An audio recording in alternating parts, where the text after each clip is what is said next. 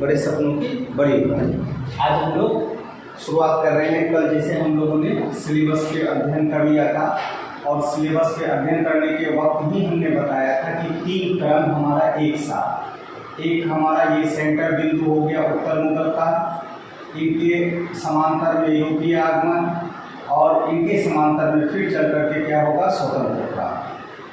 तो उन सभी से पहले हम लोग आज जो देखेंगे वो क्या देख लेते हैं, उत्तर मुगल काल देख लेते हैं।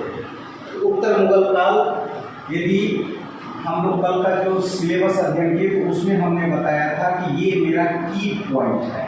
1707 क्या है, मेरा की पॉइंट है। और 1707 में क्या होता है, औरंगजेब की मृत्यु हो जाती है। तो औरंगजेब की मृत्यु के बाद जितने भी शासक बने उन्हें हम लोग उत्तर मुगल काल के नाम से जानते हैं। औरंगजेब तक जो भी शासक बने वह मुगल काल के नाम से जानते हैं। और आपको तो मालूम ही है मुगल का पीरियड कब से कब तक, 1526 से लेकर के 1707 तक। 1526 बाबर स्थापना किए थे, ये आप लोग को मालूम होगा, और ये ऐसे भी मध्यकालीन का सिलेबस है। तो चलिए हम लोग उत्तर मुगल काल में आते हैं कि 1707 में जब औरंगजेब मर जाते हैं तो यहाँ से हमारी जो घटनाएं होती है वो घटनाएं हो जाती है उत्तर मुगल काल। अब इन चीज़ों को देखने से पहले थोड़ा सा हम लोग ये अध्ययन करते हैं कि अभी तक जो ट्रेंड है वो प्रश्न पूछने की प्रवृत्ति कैसी है, या याद रखने के योग्य बातें कैसे कैसे अभी तक प्रश्न पूछा जाता है। तो उनमें हम लोगों ने क्या देखा, सबसे पहला ये देखा कि शासकों का क्रम। नंबर 1 में ये शासकों का क्रम। और ध्यान रहे ये जो उत्तर मुगल काल है यहाँ से संभावना अधिकतर आपको सामान्य अध्ययन में जीएस का जो हिस्ट्री पोर्शन है वहाँ से मुख्य परीक्षा में नहीं बल्कि प्री में ये इम्पोर्टेंट है, प्री के लिए इम्पोर्टेंट है। लेकिन यदि यही आपका ऑप्शनल रहेगा तब ये आपके लिए वहाँ पे फिर मुख्य परीक्षा के लिए भी कारगर सिद्ध हो सकता है। ठीक है, अभी तक में जो हमने देखा तो यहाँ ये देखा कि अभी तक जो ट्रेंड चला है तो यहाँ प्रश्न पहले नंबर पे क्या आपको दिमाग में सेट करना है, शासकों का क्रम। दूसरा क्या देखना है हमें, शासकों की उपलब्धियाँ, कौन सी शासक का क्या उपलब्धि था वो। तीसरा जो देखना है वो शासक की उपाधि, और फिर इन शासकों या मुगलों के पतन के पीछे कारण क्या था। अभी तक का ये प्रश्न पूछने का ट्रेंड है और मेरे ख्याल से यदि इस स्टाइल से आप यदि पढ़ते हैं तो संभावना कम दिखती है कि आप प्रश्न गलत करेंगे। ठीक है, चलिए। और कोई भी चीज़ अध्ययन करने से पहले उनकी संभावना देख लीजिए कि इनके बाद कोई संभावना ही नहीं बनता है प्रश्न बनने का। बाकायदा आप यदि देखेंगे तो ये शासकों का क्रम, ये बीपीएससी के लिए तो इम्पोर्टेंट नहीं है, वनडे एग्जाम के लिए नहीं, ये शासकों का क्रम यूपीएससी में ज़्यादा पूछा जाता है। अब शासकों का क्रम जो देखने से पहले अब हम लोग फिर चले आते हैं यहाँ पे कि 1707 में औरंगजेब की मृत्यु हो जाती है। औरंगजेब की मृत्यु के बाद औरंगजेब को मालूम था कि इनके पुत्रों के बीच क्या होगा, उत्तराधिकार के लिए, उत्तराधिकार युद्ध के लिए ये आशंकित था कि इसको मालूम था कि हमारा बेटा जो है हमारे मरने के बाद ये आपस में लड़ाई करेगा पक्का। इसलिए तो उन्होंने क्या किया कि अपना एक वसीयत लिखा। और आप सभी को जैसा कि मालूम होगा इनके 4 पुत्र थे। इन 4 पुत्र में से एक पुत्र उनके जीवित काल में ही जो है एक्सपायर कर गए थे, तो बच गए 3 पुत्र। और 3 पुत्र में कौन कौन थे, तो बाबू कामबख्श थे, दूसरा मुअज्जम थे और तीसरा आजम थे। तो औरंगजेब को ये मालूम था कि मेरे मरने के बाद हमारा बेटा जो है आपस में लड़ाई करेगा, और ये इसकी संभावना उसको दिख गई थी उनके ही शासनकाल में। तो वो क्या किए कि एक वसीयत बना करके गए, और वसीयत में इसके समय में कितना प्रांत था, तो 21 प्रांत था। कितना प्रांत था, 21 प्रांत। 21 प्रांत में ये डिवाइडिंग करके गया था कि मुअज्जम को हम 9 देंगे, कामबख्श को 7 देंगे और आजम को 5 देंगे। इस प्रकार कुल 21 प्रांत थे जो डिवाइडिंग करके हो गया था कि मेरे मरने के बाद इतना इतना प्रांत अपना मेरा बेटा आपस में बांट लेगा। चलिए यहाँ तक तो हो गया कि आपस में बांट लेगा, लेकिन ये औरंगजेब ये नहीं बताए कि दिल्ली मुगल काल का जो हेडक्वार्टर है वो कहाँ है, दिल्ली। तो मुगल का जो हेडक्वार्टर यहाँ है कि इस गद्दी पे कौन बैठेगा। अब इसके लिए फिर से इन तीनों के बीच क्या होने लगा, युद्ध होने लगा। अब तो प्रांत को बांट दिया, चलो भैया प्रांत बांट दिया, लेकिन दिल्ली में कौन बैठेगा। तो दिल्ली के गद्दी के लिए अब क्या हो गया, औरंगजेब तो खेल खत्म, औरंगजेब तो मर गए बेचारे शहर, अब बच गए ये तीनों। अब ये इस गद्दी के लिए इन तीनों के बीच में क्या होने लगा, लड़ाई होने लगा।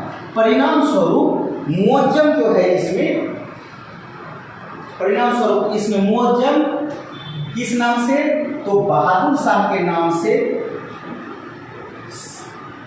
बहादुर शाह के नाम से शासक बने और इनको सफलता मिलती है। और मुअज्जम जो है ये बहादुर शाह के नाम से 1707 में गद्दी प्राप्त करते हैं। और ये बहादुर शाह काम बख्श को जो है जजाऊ के युद्ध में हराते हैं, याद रखिएगा कौन सा युद्ध में, जजाऊ का युद्ध में हरा देते हैं, और आजम को हैदराबाद के युद्ध में हरा देते हैं। इसके बाद बच जाते हैं मुअज्जम, और मुअज्जम जो गद्दी पे बैठते हैं तो वो किस नाम से बैठते हैं, तो बहादुर शाह के नाम से बैठते हैं।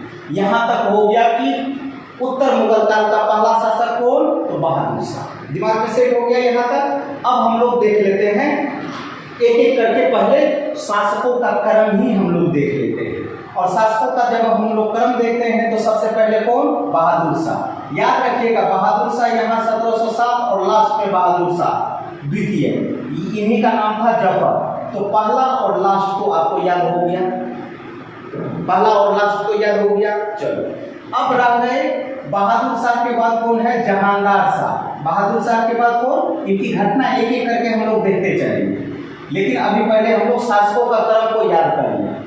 दूसरा कौन, जहांगीर शाह। तीसरा कौन, फर्रुखसियर। तीसरा कौन, रफीउद्दर्जा, फिर रफीउद्दौला, फिर मोहम्मद शाह, फिर अहमद शाह, फिर आलमगीर द्वितीय, फिर शाह आलम द्वितीय, फिर अकबर द्वितीय, फिर बहादुर शाह। तो जब आपको हम बोलेंगे कि उत्तर मुगल काल में कितने शासक हुए, तो काउंटिंग करते हैं तो ये कुल मिलाकर के 11 होता है।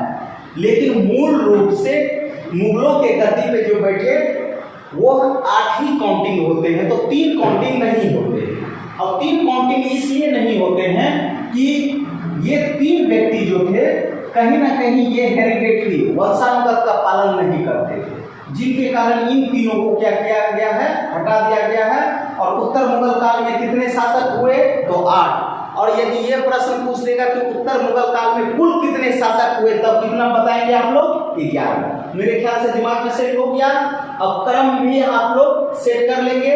नंबर 1 फिर से एक बार मेरे साथ आप लोग बोलेंगे, पहला कौन, बहादुर शाह। दूसरा कौन, जहांगीर शाह। तीसरा कौन, फर्रुखसियर। चौथा ये दोनों रफीउद्दौला और रफीउद्दर्जा, ये दोनों एक साथ याद रखेंगे, आसान हो जाएगा आपको याद करने में। उसके बाद मोहम्मद शाह, उसके बाद अहमद शाह। मोहम्मद में जो है सिर्फ अहमद रखिएगा, और तीसरा आलमगीर द्वितीय, फिर शाह आलम। ठीक है, इनका आलम ले आइएगा और शाह लगा दीजिएगा पहले, तो शाह आलम द्वितीय हो गया। अब आ गए हमारे अकबर द्वितीय, फिर लास्ट को आपको मालूम है। इस तरीके से आपको शासकों का क्रम आपको मालूम चल गया। ठीक है, चलिए इतना तो हो गया कि इन शासकों का क्रम। अब थोड़ी थोड़ी चर्चा हम लोग कर लेते हैं कि इनके बारे में क्या क्या प्रश्न पूछे जा सकते हैं। चलिए तो यहाँ से हम लोग फिर आगे बढ़ते हैं। आपको ये घटना तो पूरा क्लियर हो गया कि बहादुर शाह कैसे गद्दी प्राप्त किया। चलिए अब हम लोग बहादुर शाह के बारे में कुछ पॉइंट देख लेते हैं। सबसे पहला बात, बहादुर शाह गद्दी प्राप्त करने वाला सबसे वृद्ध शासक, नंबर 1 वृद्ध शासक। ये एकदम अपने पिताजी के जस्ट विपरीत था। पिताजी इनके कैसे थे, पिताजी मतलब कौन, औरंगजेब, मतलब पूरी तरीके से कट्टर। ठीक है, और ये विपरीत एकदम जस्ट। तो ये क्या थे, उदार थे। क्या थे, उदार थे। दूसरा, उदार के साथ साथ ये आलसी व्यक्ति भी थे, आलसी, और काम में इतना मशगूल रहते थे, काम में इतना मशगूल रहते थे कि और काम को ये भूल जाते थे, काम में ये मशगूल रहते थे। इस कारण इसे उपाधि मिल गया साहेब बेखबर का। इस कारण क्या उपाधि मिल गया? साहेब बेखबर। तो ये भी पॉइंट आप लोग याद रखेंगे, साहेब बेखबर किनकी उपाधि थी? तो बहादुर साहब, किनकी उपाधि थी? तो बहादुर साहब। दिमाग में सेट हो गया। चलिए अब खफी खां, इनके बारे में इसके समय में ये भी याद रखिएगा कि एक खफी खां थे इतिहासकार, वो बोलते हैं कि मुगलों के काल में ये अंतिम बादशाह है जिसके बारे में कुछ अच्छे शब्द कहे जा सकते हैं, कुछ अच्छे शब्द कहे जा सकते हैं, ठीक है, कहे जा सकते हैं। चलिए फिर इसके समय में एक काम याद रखिएगा कि ये बहादुर साहब जब गद्दी प्राप्त किए थे तो इस समय उत्तराधिकार के युद्ध में इनका साथ दिए थे कौन? तो गुरु गोविंद सिंह, गुरु गोविंद सिंह। और गुरु गोविंद सिंह कौन थे? तो सिखों के 10वें गुरु। ये साथ दिए थे, किनका साथ दिए थे? तो बहादुर साहब का। दिमाग में सेट यहाँ तक।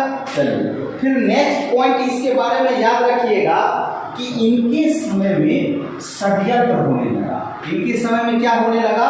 षड्यंत्र चलने लगा दरबार में, और इस षड्यंत्र में दो दल डेवलप हुआ, दो दल विकसित हुआ। एक थे ईरानी दल और दूसरा थे तुरानी दल। ईरानी दल मतलब जो ईरान से आए, तुरानी मतलब जो तुर्कमेनिस्तान के क्षेत्र से आए।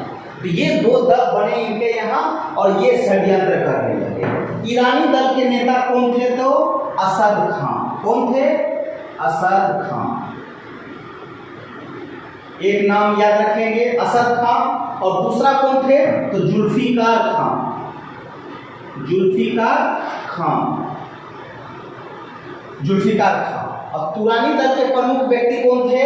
तो फिरोज गाजुद्दीन। और दूसरा व्यक्ति थे यहाँ पे याद कीजिए कौन? निजामुल मुल्क। निजाम क्या था इनका? उपाधि था। मूल नाम क्या था इनका? चिंगिस खान, जो बाद में आपको दिखाएंगे कि यही आपको चिंगिस खान, हैदराबाद के संस्थापक भी बने हैं चिंगिस खान। इनको भेजते हैं, जाओ तुम दक्षिण भारत का 6 सूबा संभालो, और वो संभालने के क्रम में वो हैदराबाद का संस्थापक ही बन जाते हैं। ठीक है, इतना पॉइंट आप लोग बहादुर साहब के बारे में याद रखेंगे। इनसे ज्यादा और भी है, लेकिन इतना पॉइंट वेरी वेरी इंपॉर्टेंट है हर एग्जाम ऑफ व्यू के लिए, यह कारगर सिद्ध होता है। और फाइनली 1712 में इनकी क्या हो जाती है? मृत्यु हो जाती है। ठीक है, चलिए अब हम लोग देखते हैं जहांदार साहब। जहांदार साहब के सामने देखिए तो डेट कब से कब तक है? 1712 से लेकर के 1713 तक, मतलब बेचारा 1 साल तक रहा। अब 1 साल में ये क्या किया है? तो देखिए, औरंगजेब के 3 पुत्र थे और बहादुर शाह के 4 पुत्र थे। ठीक है, बहादुर शाह के मरने के बाद इनके चारों पुत्रों में जो है जहांदार शाह और आजम, मतलब 4 पुत्र थे। ठीक है, और उसमें 2 का नाम तो हम भूल रहे हैं। इसमें जहांदार शाह और चारों पुत्रों के बीच में युद्ध होता है। क्या होता है? युद्ध होता है। किसके लिए? उत्तराधिकार युद्ध।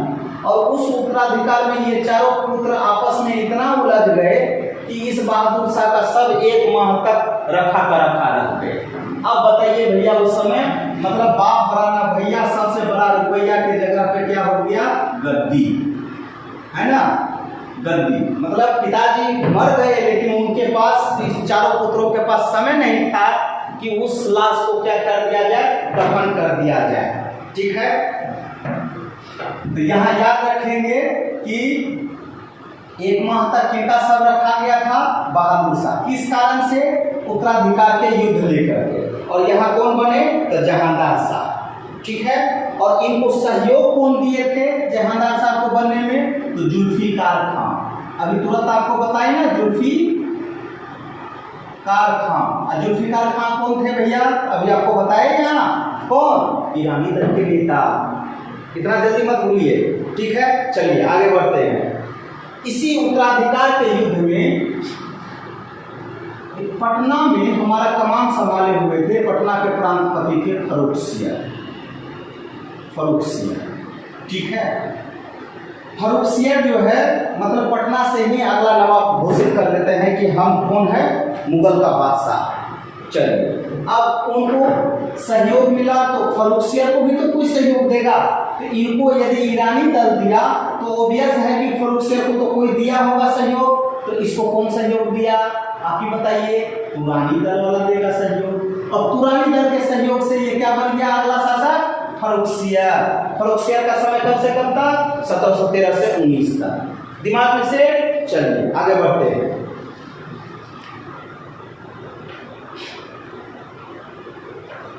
एक चीज यहाँ पे ये याद रखिएगा जहांदार शाह के बारे में कि मिर्जा राजा जयसिंह का नाम आप लोग सुने होंगे। राजा जयसिंह को जो है मिर्जा की उपाधि यही दी। ठीक है, ये पॉइंट याद रखेंगे। चलिए नेक्स्ट फर्रुखसियर।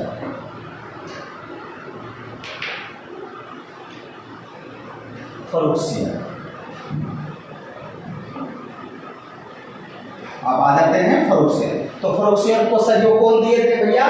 तो यहाँ फर्रुखसियर को सहयोग दिए थे सैयद बंधु। कौन दिए थे? सैयद बंधु। और ये सैयद बंधु जो थे, बंधु मतलब क्या होता है? भाई। मतलब 2 भाई थे। ठीक है। एक भाई का क्या नाम था? हुसैन अली खान। क्या नाम था? हुसैन अली खान। और दूसरा का क्या नाम था? अब्दुल्ला खान। है ना। फर्रुखसियर को इसी के सहयोग से फर्रुखसियर क्या हुआ? गद्दी प्राप्त किया। परिणाम स्वरूप फर्रुखसियर खुश हो गया और फर्रुखसियर हुसैन अली खान को मंत्री बना दिया और अब्दुल्ला को जो है मीर बख्शी बना दिया। याद रखेंगे। ठीक है। हुसैन अली उस समय के मंत्री बने और अब्दुल्ला जो है ये क्या बने? तो मीर बख्शी बने। मीर बख्शी मतलब क्या होता था कि सेना का प्रमुख। तो ये फर्रुखसियर के बारे में याद रखेंगे इतना। और फर्रुखसियर के समय में ये याद रखिएगा कि अंग्रेजों को जब यूरोपीय आग में हम लोग दिखाएंगे तब याद रखिएगा कि फर्रुखसियर द्वारा ही उनको अंग्रेजों को क्या मिला था? एक शाही प्रमाण पत्र जहाँ पे बंगाल, बिहार, उड़ीसा के क्षेत्र में उनको फ्री ट्रेड मतलब मुक्त व्यापार करने की अनुमति मिली थी। और राजा थे भैया, इनको फोड़ा हो गया था, फोड़ा ठीक हो गया। राजा सब तो जानते ही थे कितना खुश हो जाने के बाद किन्हीं के ऊपर क्या लुटा देते थे पता नहीं चलता था। ठीक है। परिणाम स्वरूप अंग्रेजों को जो है क्या मिल गया? बंगाल, बिहार, उड़ीसा का जो है फ्री ट्रेड। कोई दिक्कत यहाँ तक नहीं। आप चलिए फर्रुखसियर के बाद इतना पॉइंट याद रखने के बाद याद रखिएगा कि अगला नवाब बनते हैं, अगला बादशाह बनते हैं रफी उफ दर्जा। इस बेचारे का समय देखिए तो मतलब फरवरी से लेकर के जून तक बेचारा 4-5 महीना का मेहमान रहा। ठीक है। एक है ना। ये याद रखिएगा कि सबसे कम समय तक इनके बारे में इंपॉर्टेंट बात यही है कि ये सबसे कम समय तक शासन किया और इनकी मृत्यु हो जाती है क्षय रोग से। इनकी मृत्यु क्या चीज से हो जाती है? क्षय रोग से। क्षय मतलब टीबी, आप जानते ही होंगे, टीबी। ठीक है। फिर चल करके अगला बादशाह कौन बने? रफीउद्दौला बेचारा ये भी जून से लेकर के दिसंबर तक बने और इनकी मृत्यु पेचिश से हो जाती मतलब पेट खराब हो गया, बेचारा जो है एक्सपायर कर गया। ठीक है। तो अब आप लोग कारण भी निकाल सकते हैं कि इनके पतन के पीछे क्या क्या कारण था। तो हम नहीं बताएंगे, आप लोग कारण खुद बताएंगे। ये गतिविधि देखेंगे तो आपको खुद पता चल जाएगा। एक को क्या बोला गया? साहिब एक खबर। अभी आएंगे बिना मुकुट के बादशाह, है ना, रंगीला, ठीक है, लंपट मूर्ख, ये सभी चीज। चलिए यहाँ तक कोई दिक्कत नहीं। मेरे ख्याल से ये पांचों आप लोग के दिमाग में सेट हो गया। बहादुर शाह के बारे में जहांदार शाह, फर्रुख शेर, रफीउद्दर्जाक और रफीउद्दौला। मतलब ये रफी याद रखेंगे, मोहम्मद रफी नहीं, रफीउद्दौला, ठीक है, रफीउद्दौला ये हो गए। अब आएंगे यहाँ मोहम्मद शाह। अब मोहम्मद शाह को रंगीला कहा गया है। मोहम्मद शाह को क्या कहा गया है? रंगीला। और इसका मूल नाम क्या था? रोशन अख्तर। क्या नाम था? रोशन अख्तर, ठीक है, शोएब अख्तर नहीं, रोशन अख्तर, ठीक है, रोशन अख्तर। इसका मूल नाम क्या था? रोशन अख्तर। इसके बारे में खास बात है कि इसका समय, अधिकांश समय पशु का लड़ाई में जाता था, पशु की लड़ाई देखता था। इसको बहुत शौक, क्या चीज? पशु का लड़ाई देखना। दूसरा शौक क्या था इसके दरबार में? एकदम नर्तकी, एक पे एक, अप्सराएं सब हमेशा डांस करते रहते हैं। तीसरा इस शौक क्या पाल लिया था? एकदम शराब, ठीक है। बस इस कारण इसको क्या नाम दिया गया? मोहम्मद शाह रंगीला। तीनों आपके पास दिमाग में सेट हो गया कि इनका अधिकांश समय क्या चीज में जाता था? पशु की लड़ाई देखने में। दूसरा, इनके दरबार में हमेशा नर्तकी भरे रहते थे। और तीसरा जो है, आप जानते हैं ना, जहाँ शराब और शराब हो जाए, ठीक है, भले वो शासन बहुत दिन तक करे लेकिन शासन नहीं संभाल सकता है, ठीक है। तो पद के लिए, लोग के लिए वो लोग क्या से क्या कर लिए, तो देखिए, मतलब खुद अपने पैर पे कुल्हाड़ी मार लिए, ठीक है। तो ये बात आप लोग याद रखेंगे इनके बारे में। अब यहाँ पे ये याद रखिएगा कि इन्हीं के समय में बंगाल स्वतंत्र हो गया। अब हम आपको बताए थे ना कल का सिलेबस में कि ये मेरा क्या था, ये मेरा मान लेते हैं भैया, ठीक है, ये मेरा मुगल का केंद्र बिंदु। और हर शासक व्यक्ति में क्षमता ऐसा था कि वो पूरे भारत में शासन कर रहा था। और उस समय कितना प्रांत था? औरंगजेब के समय में तो 21 प्रांत था। और हमने ये बताया था कि ये प्रांत कल के दिन यदि केंद्र कमजोर हो जाए, अभी मान लीजिए कि हमारे जो है आज भी भारत क्या है? राज्यों का संघ है। राज्यों का क्या है? संघ है। और संघ मतलब क्या हो गया? केंद्र के पास अधिक पावर है, केंद्र के पास अधिक पावर है। तो उसी तरीके से उस समय भी था कि केंद्र के पास अधिक पावर था। लेकिन केंद्र जब ऐसा काम करने लगेगा कि देखिए कि उसको राजपाट से कोई मतलब नहीं है, तब राज्य भी तो सोचेगा कि हम इसको टैक्स क्यों पहुंचाएं, तुमसे तो ज़्यादा मजबूत हम ही हैं। तो हम क्या करते हैं? स्वतंत्र हो जाते हैं। तो मोहम्मद शाह के समय में अधिकांश राज्य क्या, प्रांत क्या हो गए? स्वतंत्र हो गए। प्रांत से तात्पर्य आप लगा सकते हैं राज्य से। जैसे मान लीजिए यहाँ आ गए बंगाल, हैदराबाद, अवध, मैसूर, ये सब क्लियर है। और ये फिर हम लोग देखेंगे कि ये जब स्वतंत्र प्रांत अलग होंगे, फिर ये केंद्र, और तीसरा हमारे यहाँ कब्जा कौन करेगा? अंग्रेज, मतलब यूरोपीय में भी घटना दिखाएंगे हम क्रमबद्ध रूप से, चिंता नहीं करेंगे। और हम चाहते हैं कि एक एक फलक आपका क्लियर होते चले और कोई तरह का सिविल सर्विस के प्रति आपके अंदर में कोई डाउट ना रहे। चलिए, तो ये यहाँ तक तो इन्हीं के समय में याद रखेंगे कि स्वतंत्र प्रांत बने। जैसे उदाहरण में बंगाल सब आप लोग ले सकते हैं। फिर याद रखेंगे ये जो सैयद बंधु था, सैयद बंधु में मतलब हुसैन अली खान और अब्दुल्ला जी, ये दोनों को जो है ये मरवा देते हैं। सैयद बंधु को ये मरवा देते हैं। एक को तो जेल में जहर ही खिला दिया, दूसरे को चाकू से मरवा दिए। जानते थे कि अगला ये जो है दिमाग लगाएगा, अगला महाराज बनाने में, अगला बादशाह बनाने में। तो उससे पहले ही मोहम्मद शाह क्या कर दिए? दिमाग लगा दिए और सैयद बंधु की क्या कर दिए? हत्या कर दी। चलिए, ये याद रखेंगे। मोहम्मद शाह के शासनकाल में भी ये भी याद रखिएगा, इन्हीं के शासनकाल में 1739 में नादिर शाह का आक्रमण हुआ। किसका आक्रमण हुआ? नादिर शाह का। एक अफगानी थे जो लुटेरा थे। बस इतना ही याद रखेंगे, नादिर शाह का आक्रमण हुआ।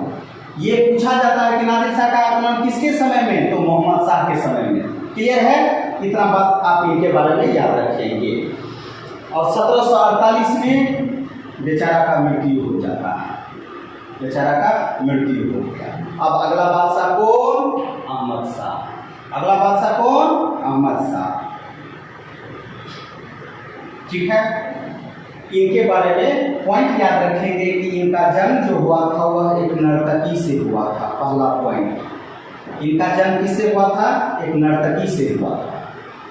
चलिए कोई बात नहीं है, नर्तकी से हो कि कहीं से हो, लेकिन ये मुगल का बादशाह बना इसलिए इम्पोर्टेंट है। और उसके बाद यह नर्तकी से हुआ है ना, ये और भी ज्यादा महत्वपूर्ण है। ठीक है, चलिए फिर इसके समय में याद रखिएगा कि इसका यहाँ कमान जो संभाले जाते थे वो संभाले जाते थे हिजरों के द्वारा, हिजरों के द्वारा, महिलाओं के द्वारा। महिलाओं का तो ग्रुप ही चलता है ना, मतलब महिला कमान ज़्यादा था किनके समय में? अहमद शाह के काल में। और इसमें एक थी उदम बाई, इनकी प्रमुख महिला ग्रुप की प्रमुख कौन थी? उदम बाई। उदम बाई जो बोल देती थी वही लक्ष्मण रेखा हो जाता था। ठीक है, और कैसे? तो भैया उस समय क्या किया, ये 2.5 साल का पुत्र था, अभी जन्म ही लिया था, इसको पंजाब का गवर्नर बना दिया। अब बताइए 2.5 साल का उम्र पंजाब में यदि गवर्नर बना दिया तो पंजाब का शासन कौन करेगा? आप ही बता दीजिए। तो कहीं ना कहीं जो उसका संरक्षक होगा वही होगा। तो इस तरीके से उस राज्य का डेवलपमेंट नहीं हो सकता है। आज भी आप लोग एग्जाम्पल के तौर पे आपके पास पड़ोसी झारखंड है, आप देख लीजिए झारखंड का विकास भारत का रूर के नाम से प्रसिद्ध है, लेकिन क्या वो प्रसिद्धि के अनुसार इस राज्य का विकास हुआ है? नहीं हुआ। आप चले जाइए दक्षिण भारत, दक्षिण भारत इतना डेवलप क्यों है? मतलब नहीं रहते हुए भी डेवलप है, और यहाँ रहते हुए भी डेवलप है, नहीं रहते हुए भी जो है मतलब रहते हुए भी आज ये अनडेवलपिंग में है। इसलिए अनडेवलपिंग में है कि कहीं ना कहीं यहाँ का जो प्रमुख है उनमें क्रमबद्धता नहीं है। शासन अवधि जो है आ जाए फिर कल पलटी मार जाएंगे, परसों पलटी मार जाएंगे, इस तरीके से फिर ये खैर बात चलेगी तो बात निकलेगी तो दूर तक जाएगी। और बात ये हम पॉलिटी में बताएंगे कि क्षेत्रीय पार्टी और केंद्रीय पार्टी, इनके बारे में हम बताएंगे, चिंता नहीं कीजिए कि कौन सा आपके लिए बेटर है। चलिए कोई दिक्कत है? अब इनके पास एक और याद रखिएगा, 1748 में अहमद शाह अब्दाली का आक्रमण इन्हीं के समय में हुआ था। अहमद शाह अब्दाली का आक्रमण किसके समय में? नाम देख लीजिए बाबू, अहमद शाह अब्दाली, और किसके समय में? अहमद शाह। चलिए कोई दिक्कत है? अहमद शाह दोनों याद रखिएगा। अहमद शाह अब्दाली का आक्रमण किसके समय में? तो अहमद शाह के काल में। ठीक है, और जाते वक्ती अहमद शाह अब्दाली जो है ये सूबेदारी का काम दे दिए थे। सूबेदारी सौंप करके गए थे किसको? रोहेला सरदार थे, रोहेला सरदार नजमुद्दौला, जो याद करेंगे स्वतंत्र प्रांत में रोहेल और बंगस के नाम से एक स्वतंत्र प्रांत बनेगा। ठीक है, कौन? नजमुद्दौला, नजमुद्दौला, इतना याद रखेंगे अहमद शाह के बारे में। चलिए बाद में अहमद शाह को हटा करके इनको जेल भेज दिया गया। बाद में अहमद शाह को हटा करके जेल भेज दिया गया। अब अगला कौन बनेंगे? कौन बनेंगे? आलमगीर द्वितीय। चलिए यहाँ तक मेरे ख्याल से आप लोग को कोई परेशानी नहीं होगा। अब चलिए शाह आलम, अहमद शाह के बाद सॉरी आलमगीर द्वितीय है ना, ये अहमद शाह का ही बेटा था। इनके बारे में खास बात याद रखेंगे, इसका वास्तविक नाम गाजीउद्दीन था। इसका वास्तविक नाम क्या था? गाजीउद्दीन। पहला ही पॉइंट, किस शासक का नाम है ना, मूल नाम गाजीउद्दीन था, तो क्या आंसर आएगा बाबू? आलमगीर द्वितीय। चलिए 1757 में इसके समय में अब्दाली फिर दोबारा आक्रमण किए। अहमद शाह अब्दाली दोबारा आक्रमण किए। कब? 1757 में। ये याद रखिएगा। ये 1757 तो इतिहास के पन्नों पे अमर है ही। आप लोग को पता है ना अमर कैसे है? बैटल ऑफ पलासी, पलासी का युद्ध। अब स्वतंत्र प्रांत में यहाँ उलझेंगे अंग्रेज, इसके बारे में अभी नहीं बताएंगे, बताएंगे आगे चर्चा करेंगे। तो 1757 में अहमद शाह अब्दाली किनके समय में आक्रमण किया? आलमगीर द्वितीय के समय में। कोई दिक्कत है? चलिए नेक्स्ट, इसी के समय में याद रखिएगा दिल्ली का गवर्नर था इमाद उल मुल्क। कौन थे गवर्नर भैया? इमाद उल मुल्क। इमाद उल मुल्क, ठीक है, इमाद उल मुल्क। ये क्या किए? आलमगीर द्वितीय की जो है हत्या कर दी, ठीक है। और बगल में यमुना नदी बह रहा था, यमुना नदी में ही इसको जाके फेंक दिया। इतना देख लीजिए, मतलब ये अमीर द्वारा जो है हत्या, ठीक, इतना पावरफुल हो गए थे अमीर लोग। चलिए, आलमगीर के बारे में इतना याद रखेंगे। और इसकी है 1759 में इनका खेल खत्म। अब आ गए शाह आलम द्वितीय। शाह आलम द्वितीय नेक्स्ट शासक कौन बने? शाह आलम द्वितीय। इसका वास्तविक नाम क्या था? तो अली गौहर। इसका वास्तविक नाम क्या? तो अली गौहर। ये याद रखेंगे, इसका वास्तविक नाम अली गौहर। दूसरा पॉइंट याद रखेंगे शाह आलम के बारे में कि अपने पिता के समय में जब इसका पिताजी थे आलमगीर द्वितीय, ये इस समय बिहार के प्रांतपति थे। कहाँ के? बिहार के प्रांतपति थे। किसी का तो पति था तो बिहार के प्रांतपति थे, ठीक है। ये याद रखेंगे कौन? शाह आलम द्वितीय। और ये जो है जैसे ही मालूम चला पिता का हत्या हो गया तो अगला बादशाह कौन बन गया? तो ये अली गौहर शाह आलम द्वितीय के नाम से यह गद्दी प्राप्त किया। किस नाम से भैया? तो शाह आलम द्वितीय के नाम से। अब ये भी याद रखेंगे कि इसके पिताजी को मारा कौन था? इमाद उल मुल्क। और इमाद उल मुल्क क्या किया? अपना पौत्र को ये शाहजहां तृतीय के नाम से ये गद्दी पे बैठा दिया, ठीक है। शाहजहां तृतीय के नाम से ये गद्दी पे बैठा दिया, ठीक है। चलिए, अब ये वाला क्या हो गया? जिसके कारण इस शाह आलम द्वितीय को 12 साल तक निर्वसित जीवन जीना पड़ा। निर्वसित जीवन जीना पड़ा। इस कारण इसे कहा जाता है बिना राजमुकुट का राजा। बिना राजमुकुट का राजा। बिना राजमुकुट का राजा कौन? तो शाह आलम द्वितीय। कैसे? तो समझ में आ गया ना? क्लियर? चलिए, फिर इसके बारे में याद रखिएगा 1764 का बक्सर युद्ध शाह आलम द्वितीय के समय में ही होता है। बक्सर का युद्ध शाह आलम द्वितीय के समय में ही। 1803 में दिल्ली पे अंग्रेजों द्वारा कब्जा। 1806 में इनको हटा करके किनको बना दिए? अकबर द्वितीय को। मतलब अकबर अंग्रेजों के संरक्षण में बनने वाला पहला नवाब था, सॉरी बादशाह था, ठीक है। अब यहाँ तक किंग मेकर कौन बन जाएंगे? अंग्रेज। इसकी घटना कल हम जोड़ करके बताएंगे, ठीक है। यहाँ आप ये याद रखेंगे कि अकबर को अकबर द्वितीय को कौन गद्दी प्राप्त करवाए? तो अंग्रेज, ठीक है। ये याद रखेंगे, ठीक है। इनके दरबार में लॉर्ड एमहर्स्ट अब बराबरी के दर्जे में अकबर द्वितीय से जाकर के मिले थे। बराबरी के लॉर्ड एमहर्स्ट याद रखेंगे, लॉर्ड एमहर्स्ट बराबरी के दर्जे। अब लास्ट आ जाते हैं बहादुर शाह द्वितीय। बहादुर शाह द्वितीय, और इसका उपनाम क्या था? जफर।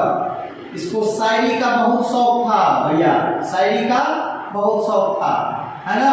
इतना अच्छा शायरी लिखते थे कि अभी बताते हैं। उम्रे दराज गुजर गए 2 दिन इंतजार में 2 दिन आरजू में। मतलब ये इसी भारत में रहे और बेचारे को 2 गज जमीन तक नहीं नसीब हुआ। बहुत अच्छा वो लिखे कि आपको मालूम है कि बहादुर शाह द्वितीय 1857 के विद्रोह में प्रमुख नेता बने और दिल्ली से कमान संभाले और पूरे भारत का भी हेड बना दिए गए थे ये। अब परिणाम स्वरूप हुमायूं के किला के पास इनको अरेस्ट कर लिए अंग्रेज और इनको भेज दिए कहाँ? रंगून। कहाँ? रंगून। मेरे पिया गए रंगून, ठीक है। रंगून में 1862 में इसकी क्या होती है? मृत्यु हो जाती है और वहीं पे इन्हें दफना दिया जाता है। परिणाम स्वरूप इस मुगल का जो है पूरा का पूरा खेल ही खत्म। कब से? 1862 में। 1857 में तो इनको पकड़ के अरेस्ट करके पहुंचा दिया जंगून और वहीं पे अपना साइन लिखे थे। उम्र दराज गुजर गए, 2 दिन इंतजार में और 2 दिन आजू में। ठीक है, ये हमारा ये पार्ट रहा। अब हम लोग कल जो देखेंगे वो यूरोपीय आगमन देखेंगे।